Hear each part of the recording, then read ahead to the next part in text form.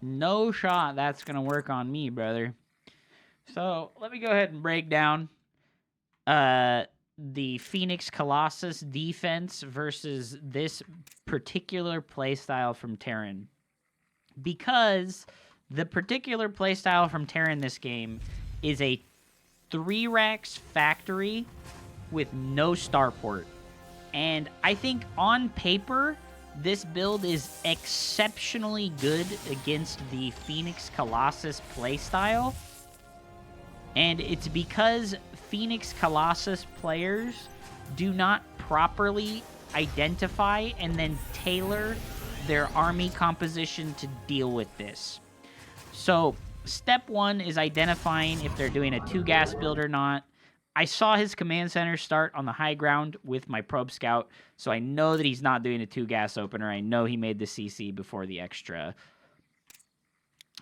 gas and before the factory. So we send our adept straight across the map to scout, and we come in here and we're very persistently scouting and being obnoxious with the adepts, okay? Because we know his marine count is low, right? He's only got that 1 marine right now because he made 1 marine and then he made a reactor, which means you go straight across the map with your adept and you be as annoying as possible.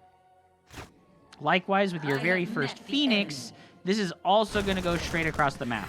I took my opportunity here to do some damage to his Marines while I had the opportunity, right? And now I get to come in here, and this is very important, right? When you're playing this Adept Phoenix playstyle in the early game, if you can get any amount of pick damage done, it is important to do so, right? So I killed 2 Marines here, and I heavily damaged this next one. And the important step here is scouting your opponent with the first Phoenix. You're going to see that I add 2 gateways here instead of the Robo and the Gas Geysers, because I'm already starting to feel the worry that maybe he's got an extra barracks and not a starport, okay? So seeing the factory build a unit raw is the first thing that will make me make 2 gateways instead of just 1 here. If we saw a tech lab on the factory, I would not have made a 3rd gateway. Our Robo comes down. We see that he's got a siege tank, right? So I saw the siege tank come through, which means that he canceled whatever it was that he was building out of his factory and made the tech lab. I have all 3 of my adepts here and my Phoenixes, and in my mind, I was like, all right, I want to see what he's doing, right? I want to see what he's doing. And what I should have done is just fly in here with the Phoenix, but I didn't want to let him know what I had yet. So what I do instead, right? What I do instead, by the way, build order details and notes. It's Robo double gas, okay?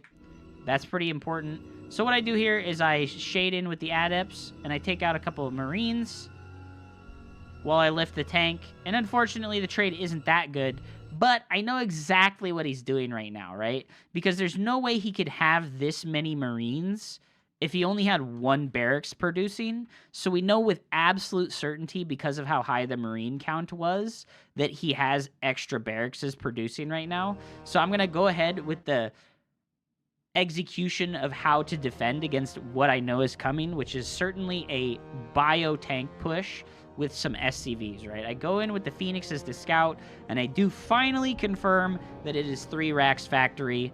And what I'm going to do is I'm going to start an Immortal, continue Phoenix production, and add some extra gateway units. I have those 3 gateways, and a privilege of Protoss and Zerg is that you can make production structures and then choose to not use them, okay?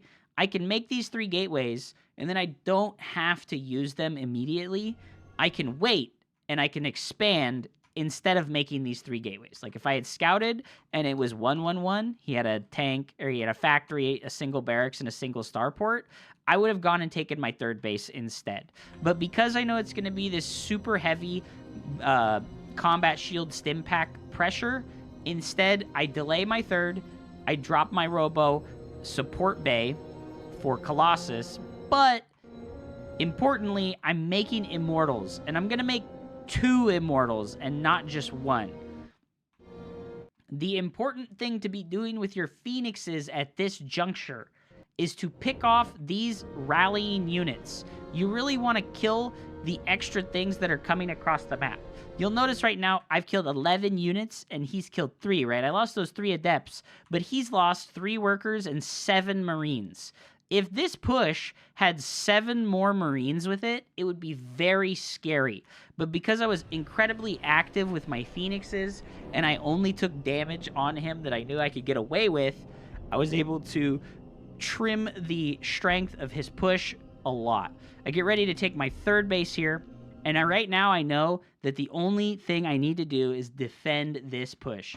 Don't let him get this siege spot or this siege spot, right? So what I do is I made a couple of zealots, and the zealots are just going to be our tanky bastards like they are, right? Look at how tanky they are. They're just eating hundreds of damage for us, right? And because we shaved the units, I'm going to go back here like 5 seconds to before this started, and I'm going to have you use a technique called visualization, right? If he had 7 more marines, double the amount of marines that he has here right now, I don't think I could take this fight right like this how I did, right? I don't think I would have been able to take it. I would have needed to wait for the 2nd Immortal, wait for another warping of gateway units, and wait for a 5th Phoenix and 6th Phoenix.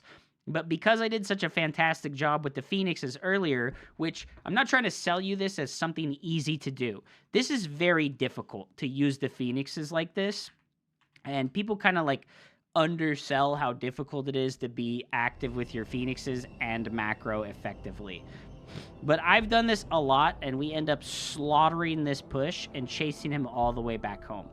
So I just look away from that. I make my 3rd base. I make a 3rd Immortal, because what can they possibly do as a follow-up to this build? Almost always, the follow-up to this build is not a starport, it's 3 more barrackses, okay? So my opponent is adding 2 more barrackses and a starport now, which means he's all-inning us. And when you push your opponent's army back away from you like this, the first thing you should do is run straight across the map with the Phoenixes and see exactly what he's doing. So there's no 3rd command center right now, because it would be right here. There's no engineering bays, because they would be like here or back here, right? There's no extra gas geysers, and this starport is so late that he's never going to have a medevac in time. So I know with absolute certainty right now that my opponent is just going to try and 2-base all in me, okay? So the point from here is that you just don't over probe. You don't need 70 workers, right? I'm taking my 3rd base, but I'm only going to saturate it with like 8 to 10 workers while I prioritize my upgrades and my production structures. So I get my Colossus running, and we drop chrono boosts on those constantly. And like I said, we're looking for those small picks with our Phoenixes. I do end up losing one there. I would say don't ever lose a Phoenix if you can manage to do that, because having the snowball of Phoenixes, the only unit I've lost this game are those 3 adepts and the Phoenix. Having the snowball of your Phoenixes is massive in this game, especially versus Terran, because they provide you with the Phoenix air superiority that you need. So I made a decision here to go for Adept Glaive instead of Charge Lot. And it's because I know that he's going to pull all of his SCVs to come attack me when he does eventually attack me. And Charge Lots are actually not very good against these 2-base SCV pulls. And it's because you're going to see here very soon that your opponent will come to a location with a choke point, and they will force you to attack them with the Charge Lots, and then they will slaughter your Charge Lots with a spread out army by forcing you to attack into things like the Siege Tank and Widow Mines. So you're seeing here, I've cut all worker production. I only have 9 workers here. I have the Glaive and the +1 attack on the way, and the extended thermal lance. A third note that is very helpful versus 2-base all-ins like this, if you know they're not going to make Vikings, right? Because I know his start port was incredibly late, and he won't be making Vikings this game. You can go for a 4th Colossus instead of cutting the 4th Colossus and going for a Prism or something like that. You could also make a Prism so that you could do Warp Prism Micro, but no big worry about the Warp Prism Micro. It can be helpful sometimes.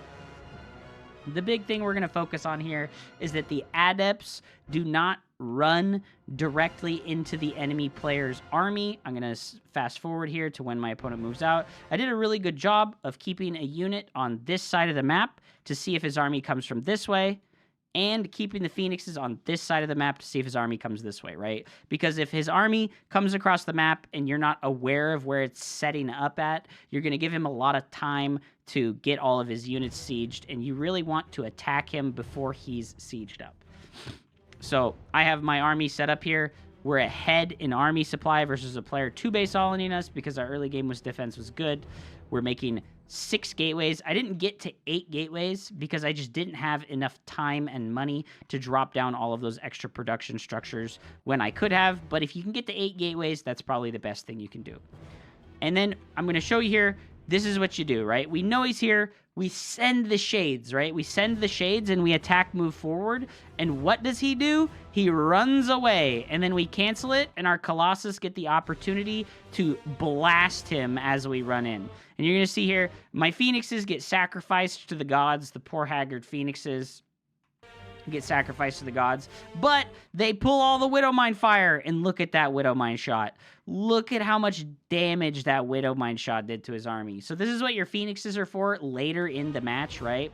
And we have our adepts here in this nice choke point, and if these were zealots, just imagine what they would have done during this fight, right? Just imagine what zealots would have done during the middle of this fight. If I had zealots, all my zealots are running into these Widowmines and getting blasted. So instead, we have a ranged unit that doesn't run forward in front of our army, and we end up absolutely slaughtering him as he is forced to attack into this shield-batteried location, and the Guardian Shield is also very valuable. And we get a GG. Thank you very much for watching. If you enjoyed this video, I would very much appreciate if you hit the subscribe button and help me on my way to monetizing my YouTube channel. Thank you so much.